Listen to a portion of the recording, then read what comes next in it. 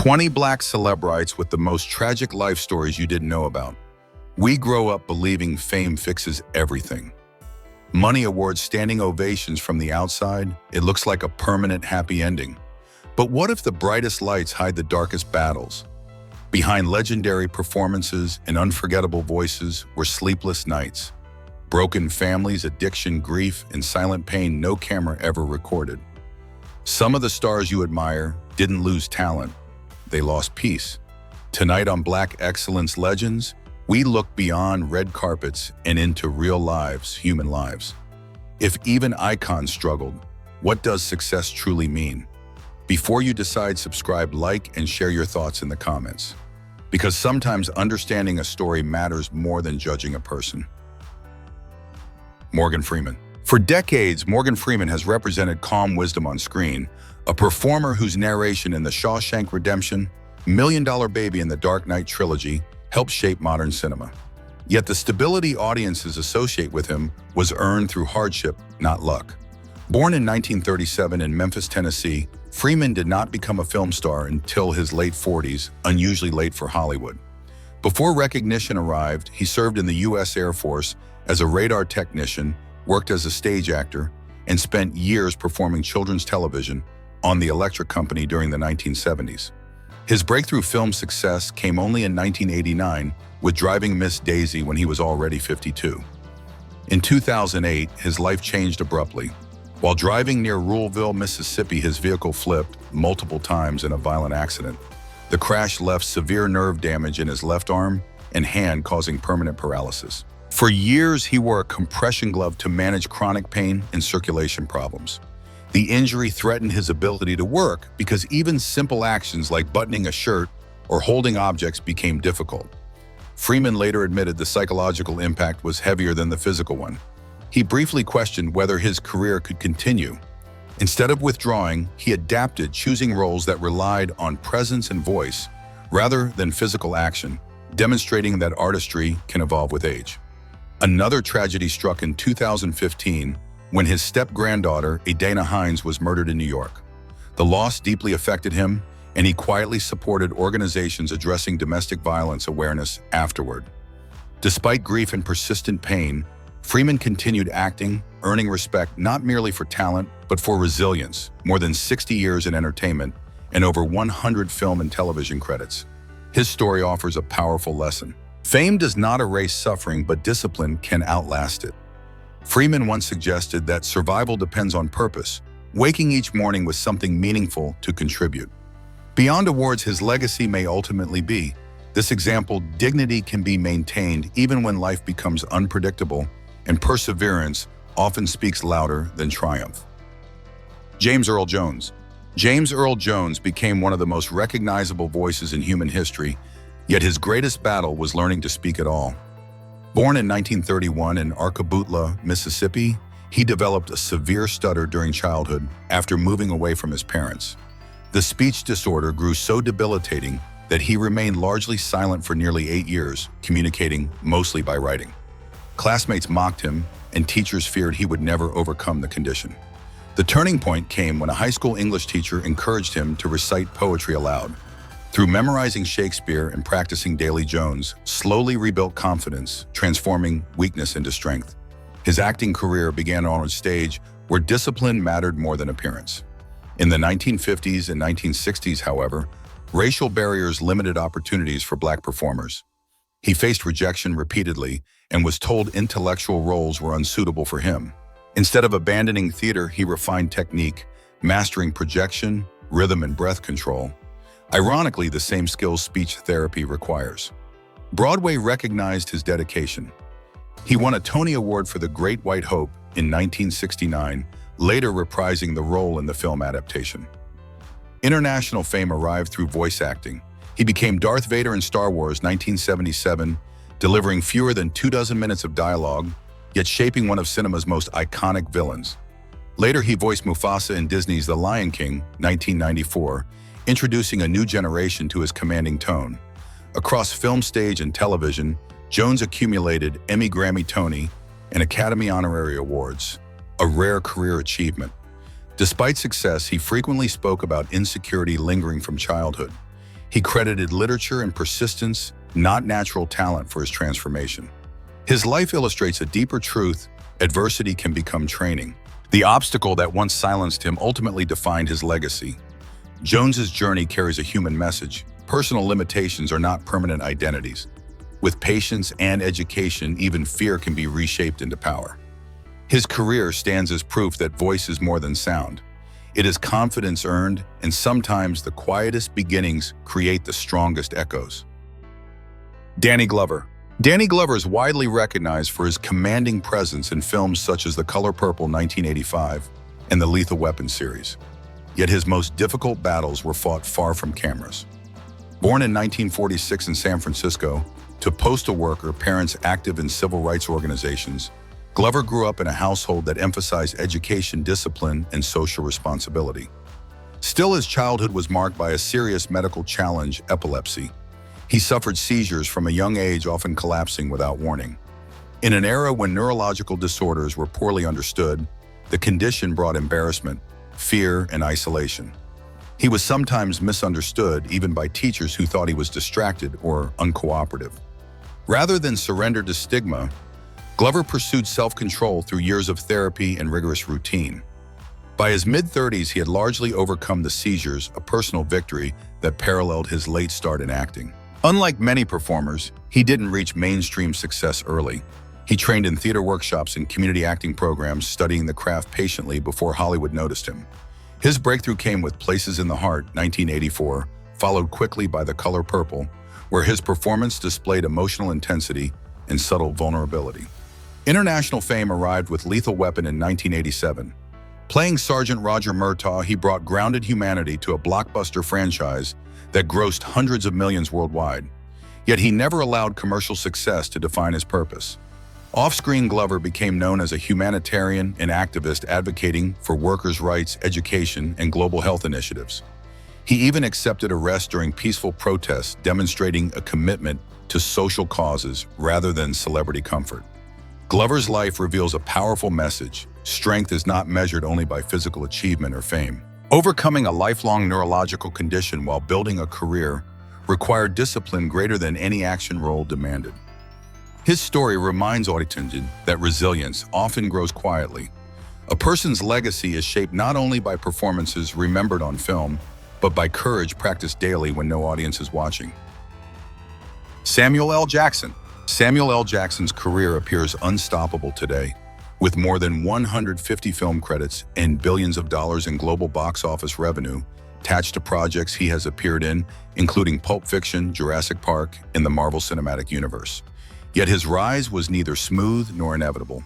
Born in 1948 in Washington, D.C., and raised primarily in Chattanooga, Tennessee, Jackson grew up during segregation. He attended Morehouse College intending to study marine biology, but soon discovered theater. Even then, success did not come quickly. Before fame, Jackson spent years performing small stage roles and appearing briefly in films while struggling with substance addiction. During the late 1970s and early 1980s, alcohol and drugs nearly destroyed his career and personal life.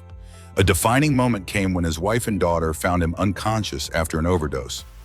That incident forced him into rehabilitation and became a turning point. Recovery was difficult, but he treated acting as discipline, channeling his energy into performance rather than self-destruction.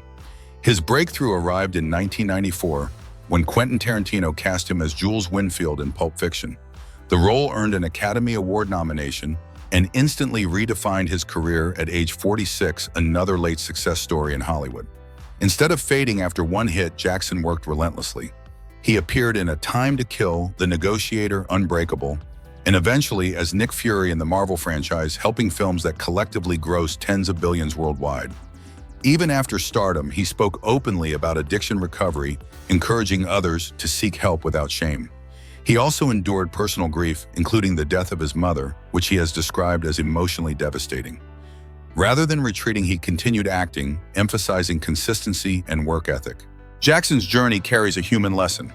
Redemption is possible but requires accountability. Talent alone did not save him. Discipline did. His life demonstrates that past mistakes need not define a future. What matters is the decision to rebuild, step by step, and prove through action that change is real. Lawrence Fishburne. Lawrence Fishburne's career spans more than 5 decades, making him one of the most enduring actors in modern cinema. Born in 1961 in Augusta, Georgia, and raised in Brooklyn, New York, he entered the industry unusually early. At just 14, he appeared in Apocalypse Now, 1979, lying about his age to secure the role. The experience placed him in an adult world long before emotional maturity, forcing him to learn professionalism quickly. Through the 1980s and early 1990s, he steadily built a reputation on stage and television before gaining wider recognition with Boys in the Hood, 1991. His defining breakthrough arrived in 1999 when he portrayed Morpheus in The Matrix. The film's massive global success transformed him into an international figure, and his calm authority became central to the trilogy's philosophical tone. Yet his life outside Hollywood proved far less controlled. In 2010, his daughter Montana Fishburne became the focus of intense media attention after releasing an explicit video, an event that placed the family under harsh public scrutiny. Fishburne spoke little publicly, but admitted the situation deeply affected him emotionally and professionally. For a man known for dignified roles, the personal controversy challenged his privacy and reputation. Instead of reacting publicly, he responded through work. He accepted a variety of roles in television and independent films, including C.S. Wine in Hannibal, demonstrating adaptability. Rather than protecting ego, he prioritized stability and continued craft development. His stage career also remained important. His Tony Award-winning performance in 2 Trains Running confirmed his commitment to theater. Fishburne's story reveals that success does not prevent personal hardship. Even respected figures experience events beyond control. What defines character is response. By remaining disciplined, private, and focused on responsibility rather than controversy, he preserved both career and dignity. His journey suggests that maturity is not avoiding crisis, but navigating it without losing self-respect. Don Cheadle. Don Cheadle is celebrated for his versatility, moving effortlessly between drama comedy and historical film. Yet his path to recognition was shaped by obstacles rarely visible to audiences. Born in 1964 in Kansas City, Missouri, and raised in several states due to his parents' teaching careers, he discovered acting in high school and later studied theater at the California Institute of the Arts. After graduation, however, Hollywood did not immediately welcome him. For years, he auditioned constantly but received only minor television appearances. Many casting decisions were influenced by racial stereotypes, limiting opportunities for complex roles. Cheadle often spoke about being rejected not for lack of talent, but because the industry struggled to imagine Black actors in layered characters. Financial pressure was real. Early in his career, he lived modestly and worked steadily, without recognition, building skills while waiting for meaningful roles. His turning point came with Devil in a Blue Dress, 1995, followed by Boogie Nights, 1997, where critics noticed his emotional range. The defining performance arrived in Hotel Rwanda, 2004. Portraying hotel manager Paul Rusesabagina during the Rwandan genocide, he earned an Academy Award nomination for Best Actor. The role required careful research and emotional control, proving his ability to carry a major dramatic film. Cheadle later joined the Marvel Cinematic Universe as James Rhodey Rhodes/War Machine, appearing in multiple blockbuster films seen by global audiences. Yet he remained active in humanitarian work, co-authoring books on social justice and supporting environmental initiatives. He also helped produce socially conscious projects, demonstrating a commitment to storytelling beyond entertainment. His career carries a broader lesson. Recognition may arrive slowly, but preparation makes opportunity meaningful. Cheadle did not achieve prominence through sudden fame. He built credibility through patience, discipline, and responsibility. His story reminds viewers that progress often comes quietly. Persistence, not luck, sustains success. Chiwetel Ejiofor. Chiwetel Ejiofor's rise in film appears smooth when viewed from the outside, yet it was shaped by lost rejection and years of persistence. Born in 1977 in London to Nigerian parents, his life changed dramatically at age 11 when his father died in a car accident while the two were traveling in Nigeria. Ejiofor survived with injuries, but the emotional impact stayed with him for years. He later described carrying a quiet sense of guilt and responsibility after the tragedy, an experience that deepened the emotional sensitivity audiences would later recognize in his performances. He began acting on stage as a teenager with the National Youth Theatre and left the London Academy of Music and Dramatic Art early when Steven Spielberg cast him in Amistad 1997. The role opened doors but did not guarantee immediate success. For nearly a decade, he worked steadily in theater and supporting film roles often overlooked in major productions. Hollywood frequently placed him in secondary characters rather than leading parts, a limitation many black actors experienced during that period. His breakthrough came with 12 Years a Slave, 2013. Playing Solomon Northup, a free black man kidnapped into slavery, Ejiofor carried the film with restrained intensity. The performance earned him a BAFTA award and an Academy Award nomination for Best Actor. The film grossed over $180 million worldwide and established him as a leading dramatic actor. Instead of relying solely on acting, he expanded into directing and writing, debuting with The Boy Who Harnessed the Wind 2019, a project reflecting his interest in African stories and human resilience. Ejiofor's journey offers a powerful human lesson. Success is rarely instant, and grief does not end ambition. Personal tragedy shaped his empathy rather than limiting it. His career demonstrates that quiet perseverance can eventually reach global audiences, proving that patience and purpose can turn hardship into creative strength. Sidney Poitier. Sidney Poitier's legacy extends far beyond film roles. He reshaped how black actors were perceived in American cinema. Born in 1927 in Miami and raised in the Bahamas, he moved to the United States as a teenager with little formal education and a strong Bahamian accent. Early auditions went poorly.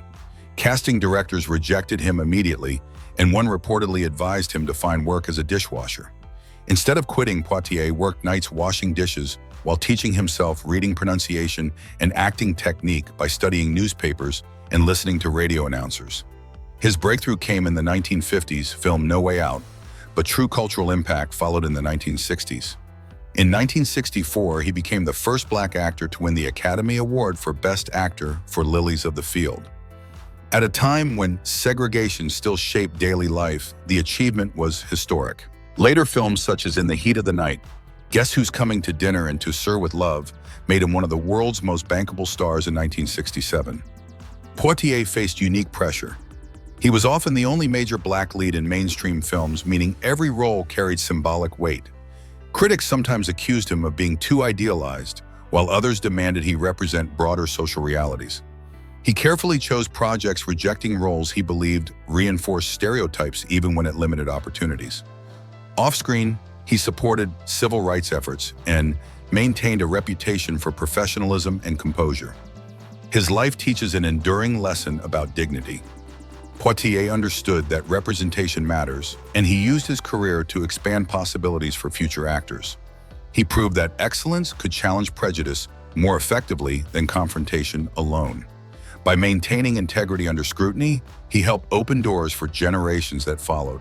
His legacy is not only cinematic success, but the quiet courage to stand firm when the path forward did not yet exist. Cicely Tyson. Cicely Tyson's career was never built on quantity but conviction. Born in 1924 in Harlem to Caribbean immigrant parents, she entered acting during an era when black women were routinely offered stereotypical roles, maids, background figures, or silent characters with little dignity. Tyson made a decision early. She would rather work less than portray images that diminished her community. That choice slowed her career dramatically, but it defined her legacy. During the 1950s and 1960s, she survived on small modeling and television parts, while repeatedly rejecting scripts she found degrading. Financial hardship followed.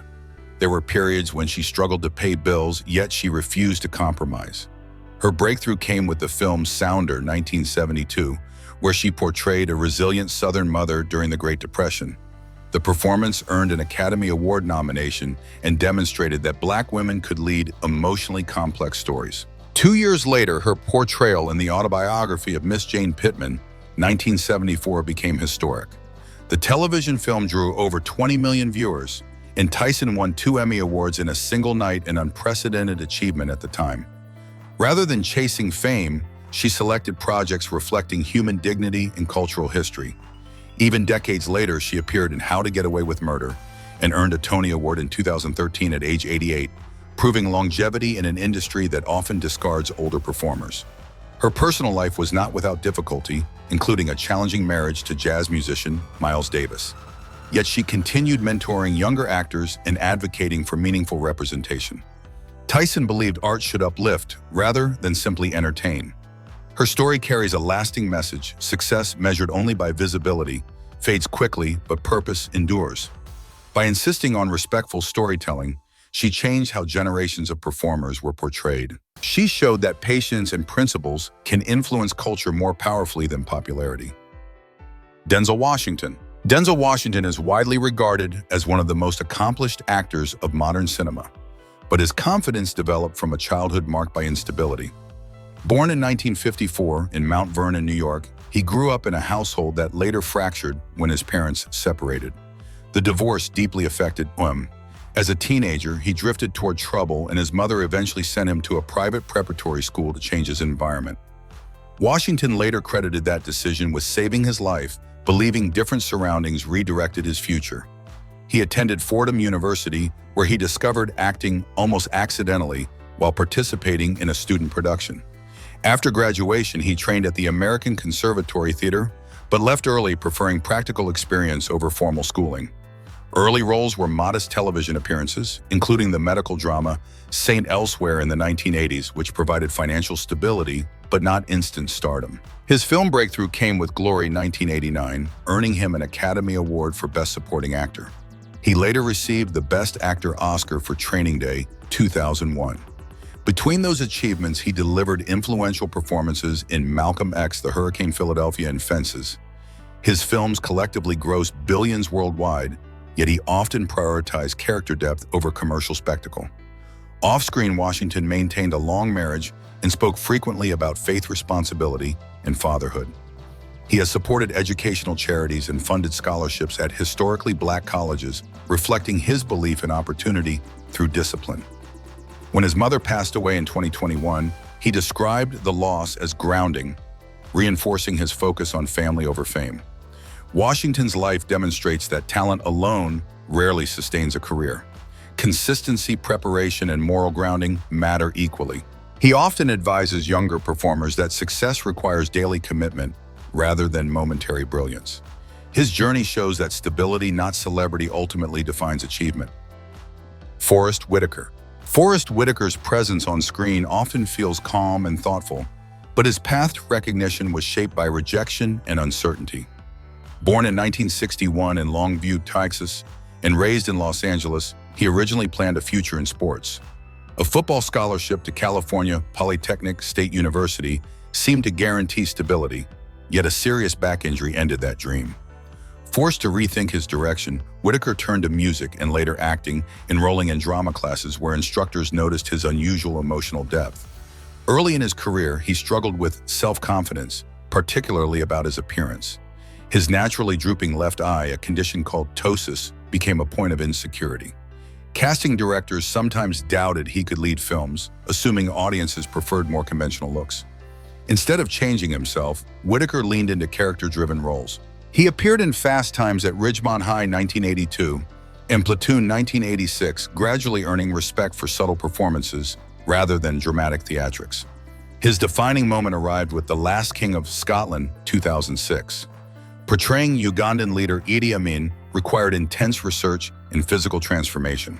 The performance earned him the Academy Award, Golden Globe, BAFTA, and Screen Actors Guild Award, a rare sweep that confirmed his artistic credibility worldwide. Rather than pursue only blockbuster fame, Whitaker founded a production company and supported international storytelling projects, including educational and peace initiatives through the Whitaker Peace and Development Initiative. He has often spoken about meditation and personal reflection as ways to manage anxiety and public pressure.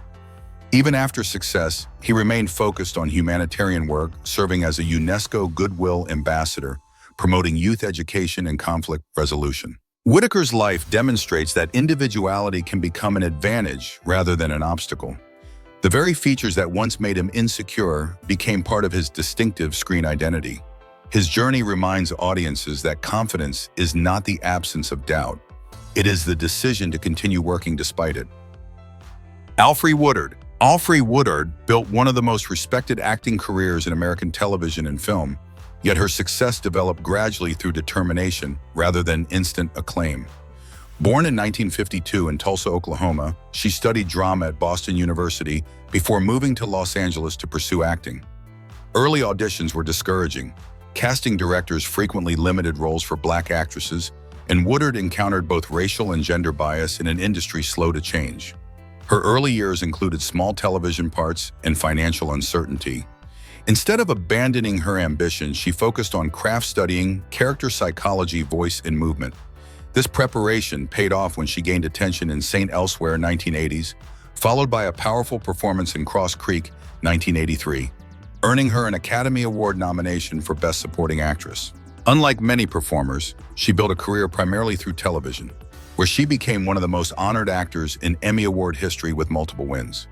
Woodard later appeared in films such as Passion Fish 1992, 12 Years a Slave 2013, and Marvel's Luke Cage. Beyond acting, she co-founded Artists for a New South Africa, an organization that supported democratic reform and education during the final years of apartheid. She consistently used her visibility to advocate for equality within the entertainment industry and broader society. Despite professional recognition, she has spoken about periods of emotional exhaustion caused by repeated rejection and limited representation. Rather than becoming discouraged, she mentored younger actors and supported diverse storytelling opportunities. Woodard's career offers an important human lesson. Recognition is not the same as influence. Her steady commitment to craft and advocacy reshaped expectations for performers who followed. She demonstrated that long-term contribution often matters more than momentary fame, and that quiet persistence can gradually transform an entire profession. Viola Davis. Viola Davis's story is one of the clearest examples in modern Hollywood of perseverance transforming hardship into influence. Born in 1965 in St. Matthews, South Carolina, and raised in Central Falls, Rhode Island, she grew up in severe poverty. Davis has openly described living in a rat-infested apartment, sometimes lacking food, heat, and even basic clothing. These experiences shaped her emotional depth, but also left lasting feelings of insecurity. Acting became her refuge after she discovered theater in high school, where teachers encouraged her natural ability to communicate emotion honestly. She attended Rhode Island College and later trained at the Juilliard School, graduating in 1993. For years afterward, however, she worked steadily without recognition, appearing in small film roles and stage productions while struggling financially. Her breakthrough came with Doubt 2008, a supporting role that earned an Academy Award nomination despite only about 8 minutes of screen time. The performance proved her powerful screen presence. In 2015, she became the first Black woman to win the Primetime Emmy Award for Outstanding Lead Actress in a drama series for How to Get Away with Murder. 2 years later, she won the Academy Award for Best Supporting Actress for Fences 2016, completing the triple crown of acting: Oscar, Emmy, and Tony, a rare achievement in the industry. Her films have grossed billions worldwide, but Davis often emphasizes storytelling over celebrity. Off-screen, she advocates for hunger relief, childhood education, and representation in film.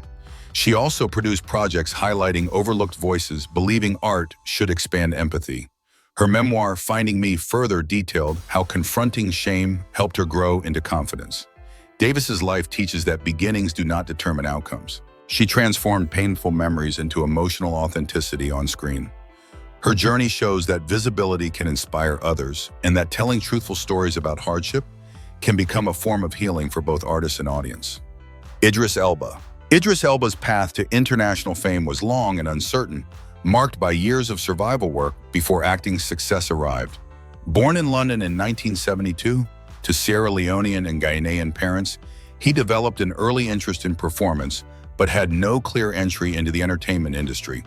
As a young adult, he worked night jobs, including tire fitting and office labor, while pursuing acting auditions during the day. He also worked as a DJ under the name Big Drees, performing at small clubs to earn income. In the late 1990s, he moved to the United States seeking broader opportunities. The transition was difficult. Without stable housing, he sometimes slept on friends' couches while attending auditions. His breakthrough came with the HBO series The Wire 2002 to 2004, where he portrayed Stringer Bell, a complex and intelligent crime figure. The role earned critical acclaim and proved his versatility as a dramatic actor. He later expanded into film with Mandela Long Walk to Freedom 2013, receiving a Golden Globe nomination, and gained in global popularity as Heimdall in Marvel's Thor franchise. His television series Luther won him a Golden Globe Award in 2012.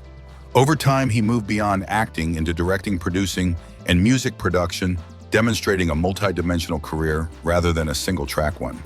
Elba has also been involved in charity initiatives, including youth arts programs in the United Kingdom. He frequently speaks about discipline and preparation, noting that success came after nearly 2 decades of persistence rather than overnight fame. His journey emphasizes resilience. Talent opened doors, but endurance kept them open. Elba's life reminds audiences that setbacks are often part of the preparation stage, not the ending. His career shows that consistent effort, even without immediate reward, can eventually create opportunities that once seemed unreachable. Harry Belafonte. Harry Belafonte was not only an entertainer, he was a cultural force whose life connected music, film, and civil rights activism. Born in 1927 in Harlem and raised partly in Jamaica, Belafonte experienced poverty early and struggled academically as a child. After serving in the U.S. Navy during World War II, he discovered theater through the American Negro Theater in New York. Acting lessons required tuition he could barely afford, so he worked janitorial jobs to continue training. Music soon followed, and his distinctive interpretation of Caribbean folk rhythms became revolutionary. In 1956, his album Calypso sold over 1 million copies in the United States, making him the first artist in American history to achieve that milestone. Songs like Deo the Banana Boat Song turned him into a global star. Yet instead of focusing solely on fame, Belafonte invested his energy in social change. He became a close ally of Dr. Martin Luther King Jr., helping raise funds for the civil rights movement, organizing concerts to support activism, and personally paying bail for jailed protesters. His political involvement came with consequences. During the Cold War era, he was blacklisted in parts of the entertainment industry, losing work opportunities and facing threats. Despite professional risk, he continued advocacy for decades later, supporting anti-apartheid efforts and humanitarian programs through UNICEF, where he served as a goodwill ambassador. Even when aging reduced his performing schedule, his public voice remained strong, speaking about equality in education. Belafonte's life demonstrates that celebrity can be used responsibly. He understood influence carried moral obligation. Rather than separating art from society, he linked them, believing a successful career should benefit others. His legacy suggests that courage is not only appearing on stage, but standing for principles when doing so costs comfort. Whoopi Goldberg. Whoopi Goldberg's journey to stardom was shaped by adversity long before she became one of the few entertainers to win an Emmy, Grammy, Oscar, and Tony Award. Born Corinna Lane Johnson in 1955 in New York City, she grew up in public housing and left school early due to dyslexia and financial hardship. As a teenager, she struggled with substance addiction and lived in unstable conditions, working a series of low-paying jobs while trying to pursue performing. Comedy and improvisation became her escape, offering both emotional relief and creative direction. Her early one-woman stage show, The Spook Show, showcased multiple characters and caught the attention of director Mike Nichols, who helped bring it to Broadway. This performance led to her breakthrough film role in The Color Purple 1985, earning an Academy Award nomination. 5 years later, she won the Oscar for Best Supporting Actress for Ghost 1990, becoming only the second Black woman to win an Acting Academy Award at that time. Goldberg continued evolving rather than staying in one genre. She appeared in comedies like Sister Act, voiced animated characters, produced television programs, and eventually became a long-running co-host on the talk show The View. Her career longevity came from adaptability, moving between acting, producing, and commentary rather than relying on a single identity. Personally, she has spoken openly about failed marriages and past addiction, emphasizing recovery and personal responsibility. She later became involved in humanitarian efforts, including work on AIDS awareness and educational initiatives. Goldberg's life illustrates the power of reinvention. Early mistakes did not define her future because she confronted them honestly and kept working. Her story reminds audiences that talent grows through persistence and that overcoming personal hardship can strengthen empathy. Success in her case was not sudden. It was built step by step through determination and self-reflection. Angela Bassett. Angela Bassett's career looks glamorous on the surface, yet it is rooted in persistence, education, and emotional resilience. Born in 1958 in New York and raised primarily in St. Petersburg, Florida, Bassett grew up in a household where stability was not guaranteed. Her parents separated when she was young, and her mother worked multiple jobs to support the family. Instead of discouraging her, those hardships shaped Bassett's discipline. She excelled academically, eventually attending Yale University, where she earned both a bachelor's degree and a Master of Fine Arts in Drama, a rare academic achievement among major Hollywood actors. Her early career was far from easy. For years, she struggled through auditions, minor roles, and rejections. Casting directors often underestimated her limiting opportunities for complex characters. Everything changed in 1993 when she portrayed Tina Turner in What's Love Got to Do with It. The performance required months of physical conditioning, vocal study, and emotional immersion, and it earned her a Golden Globe Award and an Academy Award nomination. The role did more than launch her stardom. It redefined how Black women could be represented on screen, powerful, layered, and central to the narrative. Bassett continued building a respected career with films like Malcolm X, Waiting to Exhale, and later global blockbusters, such as Black Panther. However, her life was not untouched by grief. The death of Whitney Houston, a close friend and collaborator she portrayed on screen, deeply affected her and reminded her how fragile fame can be. Rather than retreating, she channeled that grief into advocacy and storytelling, directing projects that preserved Houston's legacy and supporting mental health awareness. Her enduring marriage to actor Courtney B. Vance, lasting decades in an industry known for instability, reflects her commitment to balance. Angela Bassett's journey shows that success is not only talent, but preparation meeting opportunity. She represents perseverance, proof that consistent effort, education, and integrity can outlast trends and build a legacy beyond awards. Phylicia Rashad. Phylicia Rashad is widely remembered as Claire Huxtable on The Cosby Show, yet her real-life story is one of reinvention and artistic devotion beyond television fame. Born in 1948 in Houston, Texas, into a family of educators and artists, she grew up surrounded by creativity and intellectual discipline. Her mother was a Pulitzer Prize-nominated poet and playwright, which deeply influenced Rashad's approach to performance. She studied theater at Howard University, where she developed classical acting skills that later distinguished her career. Before television recognition, she spent years performing on stage and in musical theater, including Broadway productions such as Dreamgirls and The Wiz. When The Cosby Show premiered in 1984, Rashad's portrayal of a confident, intelligent lawyer and mother reshaped television imagery. At a time when many roles for Black women were limited, her character offered viewers a model of professionalism and family leadership. The show ran for 8 seasons and became one of the highest-rated sitcoms in American television history.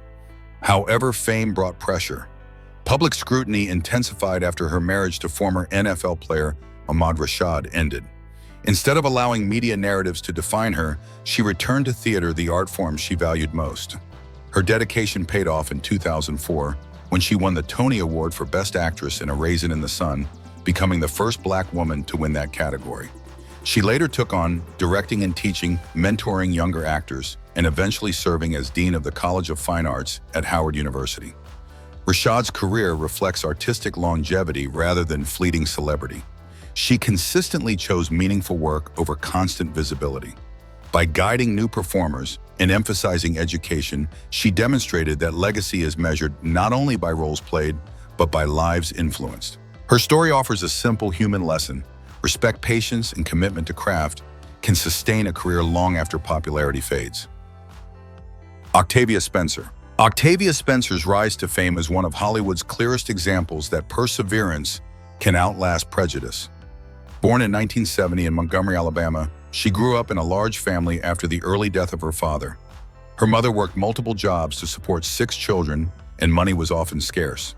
Spencer developed a love for storytelling through books and television, yet acting never appeared to be a realistic career path for someone from her background. She studied English at Auburn University and initially worked behind the scenes in film production because she believed that would be her only chance to enter the industry. For nearly 15 years, she appeared in small roles, nurses, clerks, neighbors, characters that rarely had depth or screen time. Casting agents frequently told her she didn't fit Hollywood's conventional image. Instead of leaving, she focused on craft-building relationships and studying performance technique. Her breakthrough came in 2011 with The Help. Her portrayal of Minnie Jackson combined humor, pain, and quiet strength, earning her the Academy Award for Best Supporting Actress, a BAFTA, and a Golden Globe. The win transformed her from a background performer into a respected leading presence. Rather than choosing safe roles afterward, Spencer pursued variety hidden figures. The Shape of Water and Ma showed her range from drama to suspense. Hidden Figures was especially meaningful. The film highlighted real NASA mathematicians, Katherine Johnson, Dorothy Vaughan, and Mary Jackson, reminding audiences that history often overlooks contributors who don't fit the expected narrative. Spencer also became a producer, helping develop projects that expanded opportunities for women and actors of color. Her life story emphasizes patience. She worked over 2 decades before global recognition arrived. Instead of resentment, she often credits those difficult years for sharpening her empathy and discipline. Octavia Spencer's career demonstrates that success is not always immediate, but persistence paired with preparation can eventually rewrite any expectation. Sometimes the people once underestimated become the voices that open doors for everyone else. Wesley Snipes. Wesley Snipes was once one of Hollywood's most bankable action stars. Born in 1962 in Orlando, Florida, and raised in the Bronx, he trained in martial arts from a young age and studied acting at the State University of New York at Purchase. His athleticism and screen presence quickly distinguished him in the late 1980s and 1990s. Films such as New Jack City, 1991, Passenger 57, 1992, and especially Blade 1998 turned him into an international star. The Blade franchise alone grossed hundreds of millions of dollars worldwide and proved that a black superhero lead could anchor a major blockbuster long before comic book films dominated the industry. However, his career changed dramatically in the 2000s. Financial disputes and poor business advice led to serious legal trouble. In 2008, he was convicted on federal tax-related charges and served about 3 years in prison between 2010 and 2013. The sentence halted his acting momentum and damaged his reputation. When he left prison, the film industry had evolved and many assumed his career was finished. Instead of disappearing, Snipes took responsibility publicly and began rebuilding slowly. He accepted smaller roles, independent films, and ensemble projects rather than demanding leading status. His appearance in The Expendables 3 2014 signaled a return to mainstream cinema, and his comedic performance in Dolomite Is My Name 2019 received strong critical praise, reminding audiences of his versatility beyond action roles. Snipes' journey reflects a difficult but important reality. Success does not make a person immune to consequences. Yet his later years also illustrate accountability and persistence. He has since spoken about discipline, financial education, and personal growth, often encouraging younger entertainers to understand contracts and taxes before fame overwhelms them. His story ultimately becomes less about downfall and more about resilience. A career can stumble, a reputation can suffer, but determination and humility can still carve a path forward. Gary Coleman. Gary Coleman became one of the most recognizable faces on American television before he was even a teenager. Born in 1968 in Zion, Illinois, he suffered from focal segmental glomerulosclerosis, a serious kidney disease that permanently affected his growth. Because of the condition, he remained 4 feet 8 inches tall throughout adulthood and required frequent medical treatment, including multiple kidney transplants and dialysis. Ironically, the illness that complicated his life helped secure his acting career. His youthful appearance fit perfectly with the role of Arnold Jackson on the hit sitcom Different Strokes. Premiering in 1978, the show quickly became one of the most popular programs in the United States. Coleman reportedly earned around $100,000 per episode, at the height of its success, an enormous salary for a child actor in that era. His catchphrase, "What you talking about, Willis," became part of pop culture. To viewers, he represented humor and innocence. But behind the laughter, his personal life was unstable. Most of his earnings were controlled by his adoptive parents and financial advisors. When he reached adulthood, he discovered that much of his fortune, estimated in the millions, had disappeared. He sued and won a legal judgment, yet he never fully recovered financially. As the show ended, roles became scarce, and he struggled to transition into adult acting. Health issues, public scrutiny, and financial stress weighed heavily on him. He filed for bankruptcy in 1999 and worked various jobs, including security work, to survive. His personal relationships were turbulent, and he battled depression and loneliness. In 2010, after a fall at home caused a head injury, Gary Coleman died at age 42. His story remains one of Hollywood's most tragic examples of early fame without protection. It reminds audiences that success at a young age requires guidance, accountability, and emotional care. Childhood celebrity can bring applause, but without stability, it may also bring lifelong vulnerability. Whitney Houston. Whitney Houston possessed one of the most powerful singing voices ever recorded. Born in 1963 in Newark, New Jersey, she grew up in a musical family. Her mother, Cissy Houston, was a gospel singer, and her cousin was Dionne Warwick. By her early 20s, Whitney had already become a global sensation.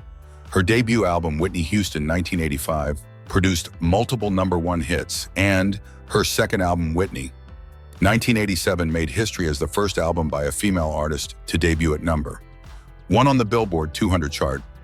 Over her career, she sold more than 200 million records worldwide. Her success extended to film.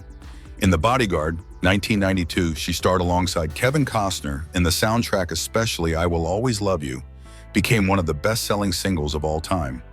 Publicly, she appeared to live a perfect life, awards fame, and worldwide admiration. Privately, pressures grew heavier. Constant touring, expectations of perfection, and intense media attention followed her everywhere. Her 1992 marriage to singer Bobby Brown marked a turning point. Their relationship was passionate but volatile and frequently reported by tabloids. During the late 1990s and early 2000s, Houston struggled with substance abuse. Concert cancellations and erratic public appearances damaged her career and reputation. In a 2009 interview, she openly admitted her addiction, showing rare honesty about the pressures she faced. Despite attempts at recovery, and a musical comeback, tragedy struck. On February 11, 2012, Whitney Houston was found dead in a hotel room bathtub at age 48. The cause was accidental drowning, with heart disease and cocaine use listed as contributing factors. Whitney Houston's life illustrates how fame can amplify both strength and vulnerability. Her voice still inspires generations, yet her story also teaches compassion. Behind every celebrity is a human being carrying unseen battles, and kindness towards others can matter more than admiration from afar. After hearing these stories, one question remains: were these tragedies caused by fame, or did fame simply expose wounds already there? Celebrity life offers wealth and admiration, yet it cannot replace stability, love, or mental peace.